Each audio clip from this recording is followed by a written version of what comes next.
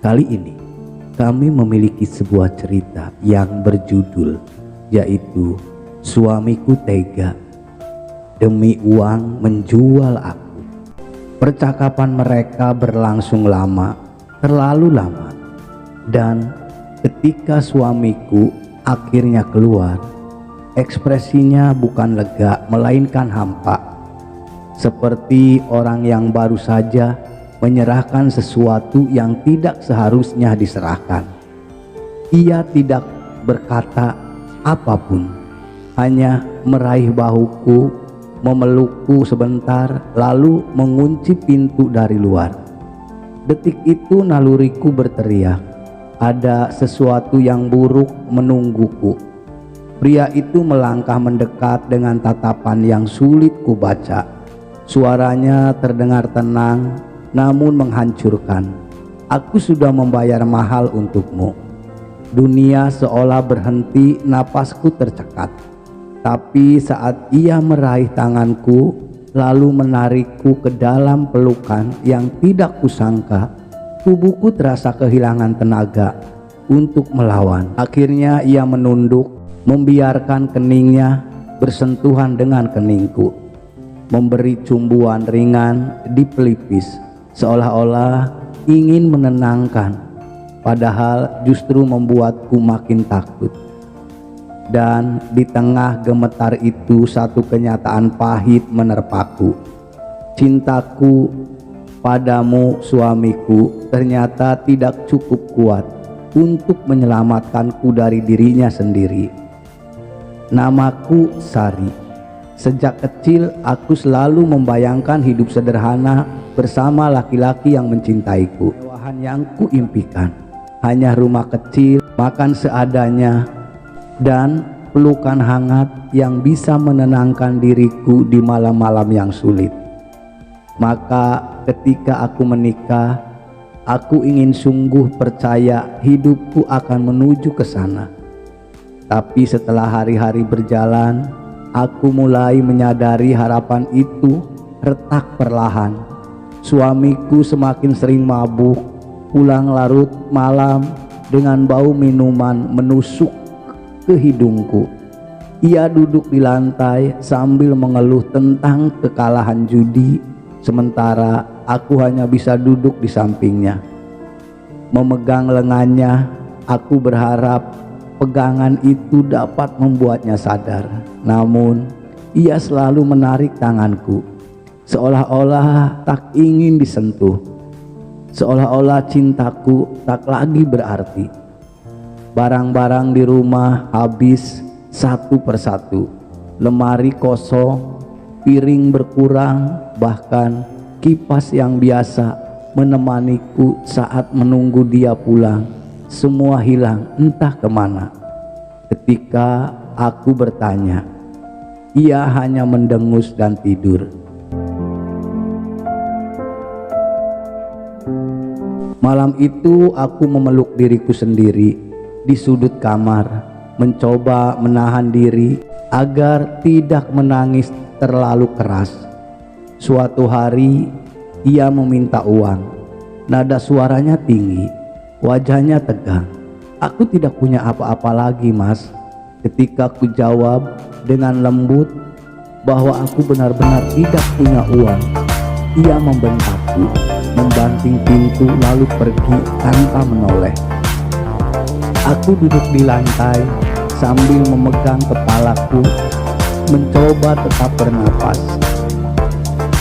Esoknya ia pulang membawa uang banyak. Aku terkejut, tapi ia hanya tersenyum samar tanpa menjelaskan apapun. Ia mendekat dan memegang kedua bahuku. Untuk pertama kali setelah sekian lama, ia menarikku ke dalam pelukanku. Singkat yang terasa aneh, hangat tapi berat, seperti ada sesuatu yang ditutupi. Meski ragu, aku tetap memeluknya kembali. Aku selalu ingin percaya bahwa ia bisa berubah. Sore itu ia mengajakku makan malam. Ia bilang ingin memperbaiki suasana. Pakai baju terbaikmu, katanya sambil menggenggam tanganku. Untuk sesaat aku merasa seperti istri yang dicintai. Aku mendengarkan ucapannya, memakai gaun sederhana yang dulu ia bilang membuatku terlihat sangat cantik. Ketika ia melihatku, ia sempat tersenyum kecil, menepuk tanganku. Lalu kami berangkat naik motor. Namun jantungku menegang ketika motor berhenti di depan sebuah hotel. Bukan restoran, bukan tempat makan apapun yang aku kenal.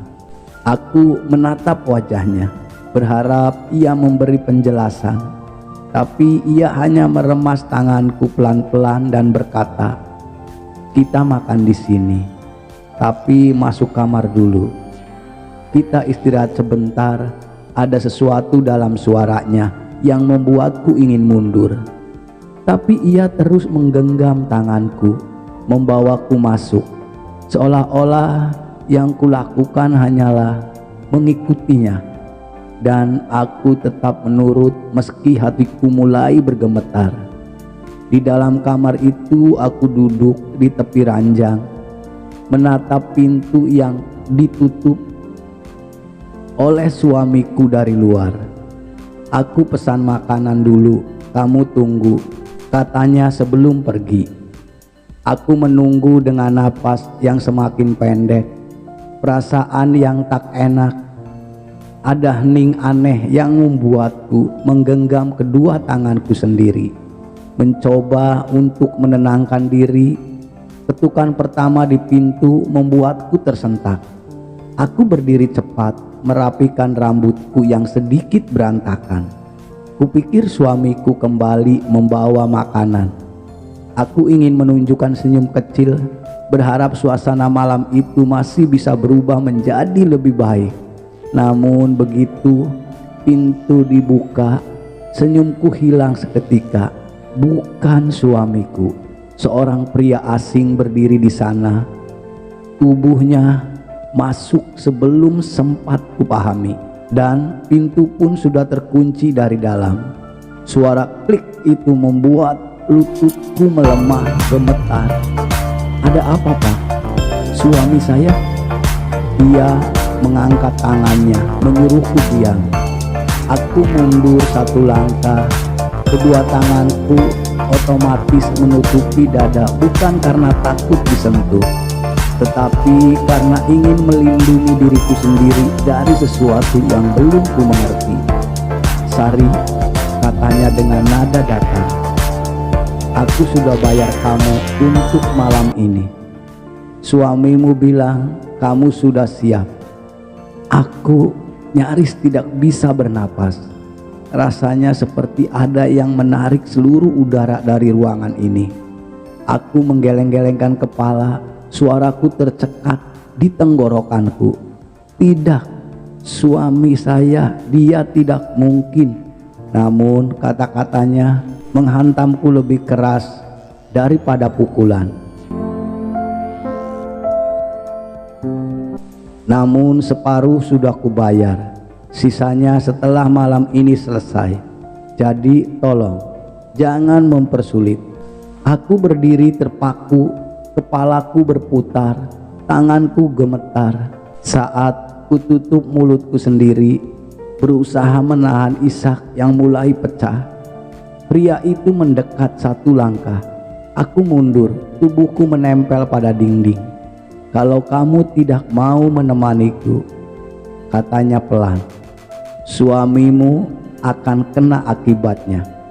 Kalimat itu membuat tubuhku seperti runtuh dari dalam. Aku merasa muak, marah, takut, semuanya bercampur jadi satu. Tapi yang paling menusuk adalah perasaan dihianati, diperdagangkan oleh orang yang ku minta perlindungan. Aku menunduk, memeluk kedua bahuku dengan erat, bukan untuk memberi izin, tapi karena aku tak tahu bagaimana harus bertahan. Pria itu mendekat, menyentuh tanganku sekilas. Aku langsung merinding, bukan karena romantis, tapi karena terpojok. Namun sentuhan itu tetap cukup untuk membuatku menggenggam tanganku sendiri.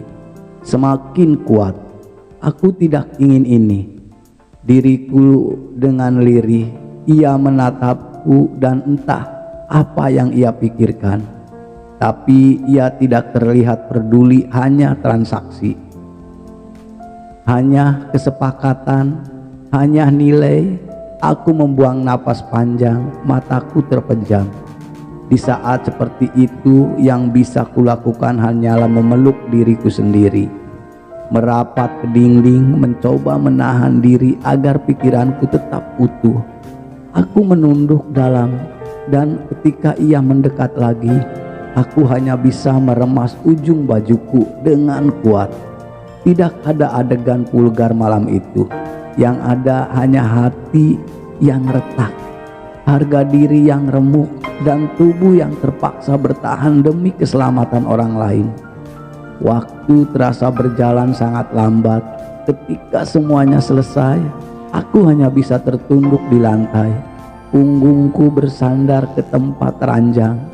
Aku memeluk lututku, menumpahkan air mata yang sejak tadi aku tahan. Tanganku gemetar ketika menyekap pipi sendiri. Sentuhan lembut yang seharusnya aku dapat dari seseorang yang kucintai, bukan dari diriku dalam keadaan rapuh seperti ini. Aku tidak tahu berapa lama aku menangis, tapi ketika akhirnya aku berdiri, kakiku hampir tak mampu menopang tubuhku sendiri. Aku menatap ruangan itu sekali lagi. Kamar yang tak pernah ingin kusinggahi lagi seumur hidupku. Dan saat aku berjalan keluar hotel menuju pagi yang muram, langkahku gontai, mataku kosong. Aku tidak tahu apa yang menunggu di rumah nanti. Aku hanya tahu satu hal, diriku tidak akan pernah sama lagi. Aku pulang dengan langkah yang bahkan tidak terasa sebagai langkah. Dunia di sekelilingku seperti kabur. Jalanan, orang-orang, suara motor, semuanya lewat begitu saja tanpa warna. Aku hanya berjalan. Karena aku harus berjalan, tubuhku seperti bergerak sendiri.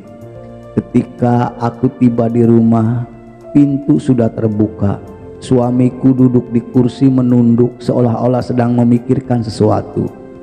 Begitu melihatku, ia berdiri tergesa-gesa. Ada kelegaan di wajahnya, seolah-olah ia benar-benar menungguku.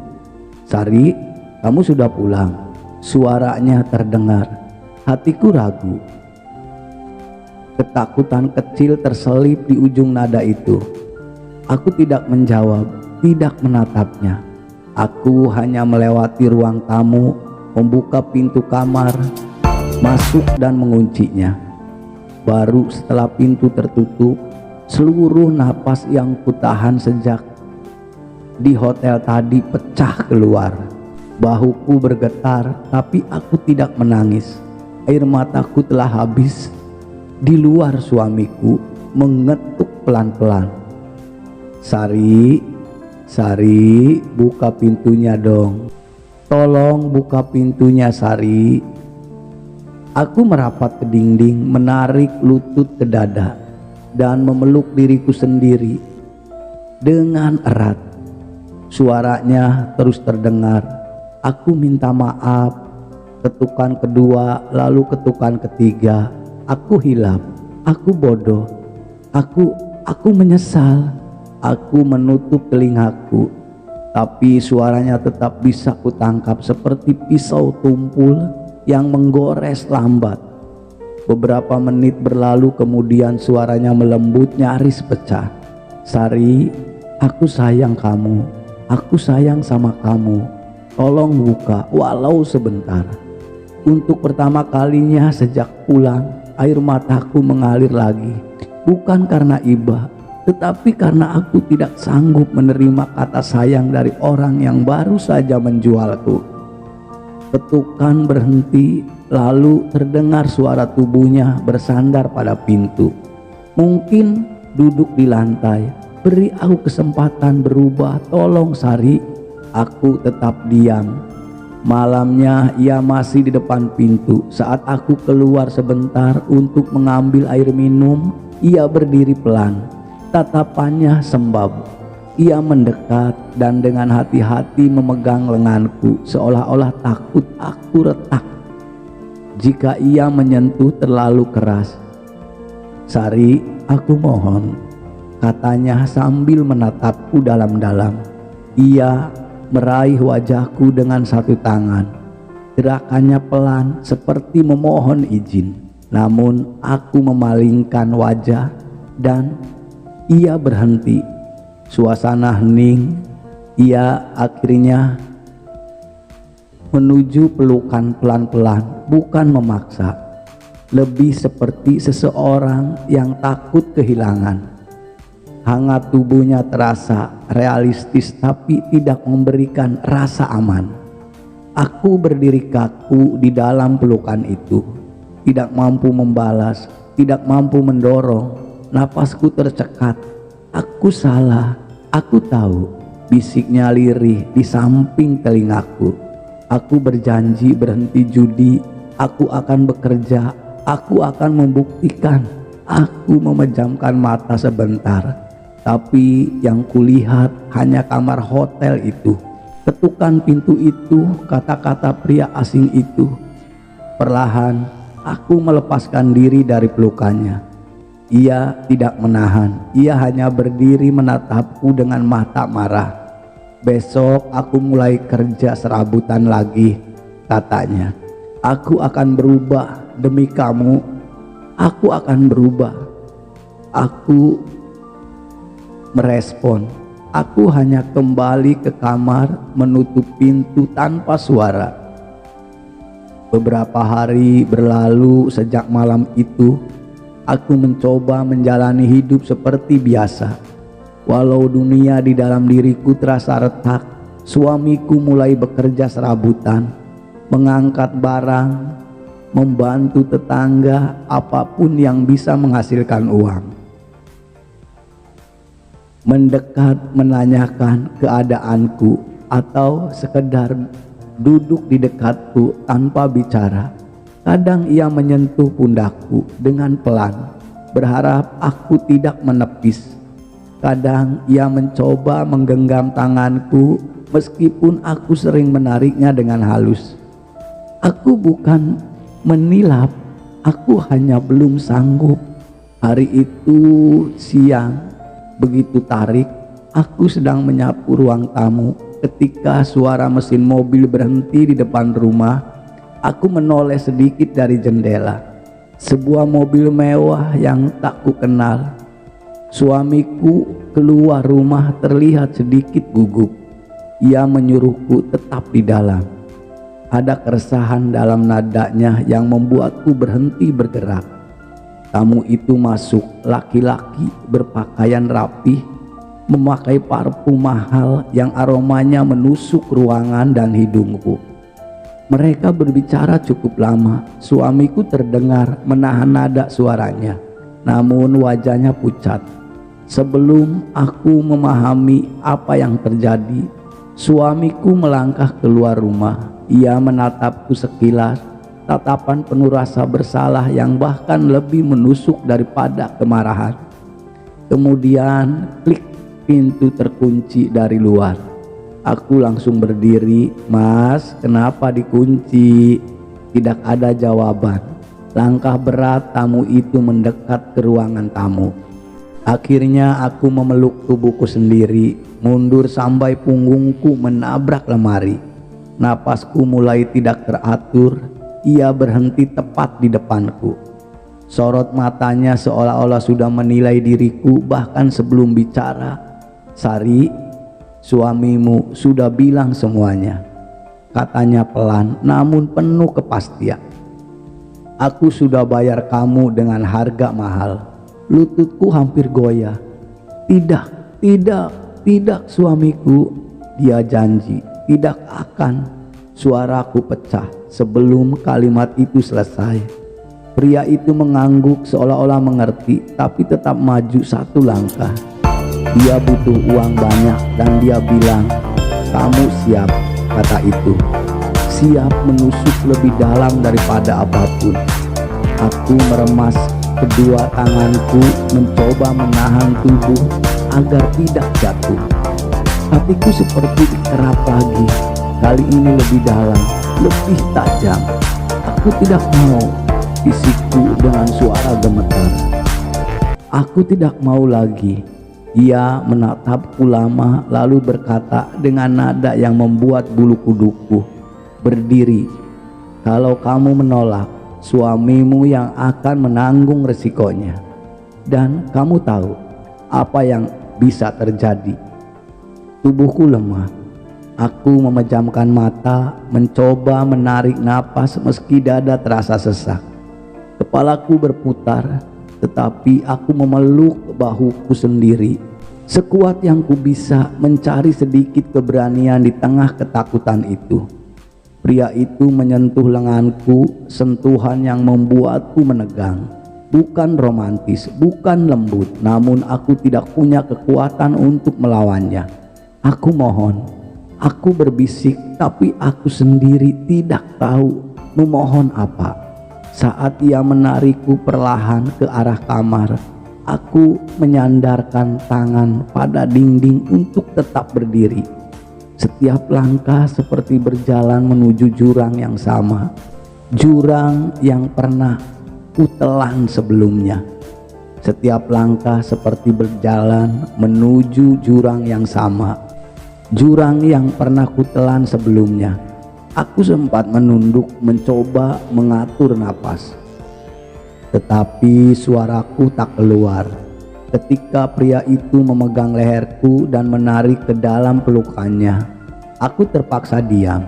Mataku kosong dan hatinya yang kembali runtuh. Ketika semua selesai, pria itu meninggalkan uang di meja seperti meninggalkan barang belanjaan. Ia keluar tanpa menoleh dan suara pintu tertutup membuatku terjatuh ke lantai. Aku menangis tapi tanpa suara, hanya bahuku yang bergetar. Tanganku berusaha meraba wajahku yang basah, mencoba menenangkan diri dengan sentuhan kecil. Itu seakan memeluk sisa-sisa diriku sendiri. Beberapa menit kemudian suamiku membuka pintu, wajahnya penuh penyesalan. Namun aku tidak sanggup melihatnya, tidak sanggup berada di ruangan yang sama. Aku berdiri pelan melewati suamiku tanpa kata. Napasku goyah, tapi langkahku mantap. Dalam hatiku keputusan itu terbentuk dengan sangat jelas. Aku harus pergi, dan kali ini tidak ada yang bisa menahanku lagi. Setelah pria itu pergi, rumah terasa terlalu sunyi, terlalu dingin, terlalu penuh dengan bayangan yang ingin kulupakan. Suamiku masih berdiri di ambang pintu seperti orang yang baru saja menyadari betapa jauh ia telah menjerumuskan hidupnya sendiri. Mata kami sempat bertemu sekilas, namun aku segera memalingkan pandangan itu. Aku tidak ingin menangis lagi, tidak di hadapannya, tidak untuk seseorang yang sudah 2 kali menjual kepercayaanku. Aku berjalan ke kamar dengan langkah yang mantap, meski tubuhku masih menggigil. Kutarik tas kecil dari bawah tempat tidur, mengisinya dengan beberapa pakaian dan barang penting. Tanganku gemetar, namun gerakannya tegas, seolah-olah keputusanku sudah dibuat jauh sebelum aku menyadarinya. Suamiku muncul di depan pintu kamar. "Kamu mau kemana?" Suaranya pelan, seperti takut mendengar jawabannya sendiri. Aku tidak langsung menjawab. Aku hanya menutup ranting tas, lalu berdiri. Ketika langkahku mendekat pintu, ia mengangkat tangannya seolah-olah ingin memberhentikanku. "Tunggu, kita bisa bicarakan ini." Aku berdiri beberapa langkah darinya. Ia mencoba meraih tanganku. sentuhan lembut bukan memaksa. Pegangan itu dulu pernah membuatku merasa aman. Ini hanya membuatku semakin sadar bahwa aku harus pergi, Mas. Suaraku hampir tidak terdengar. Aku tidak kuat lagi. Ia menelan ludah, wajahnya tegang dan kacau. Aku salah, aku tahu, tapi aku mau berubah demi kamu, demi kita. Aku panas, tapi aku tahan.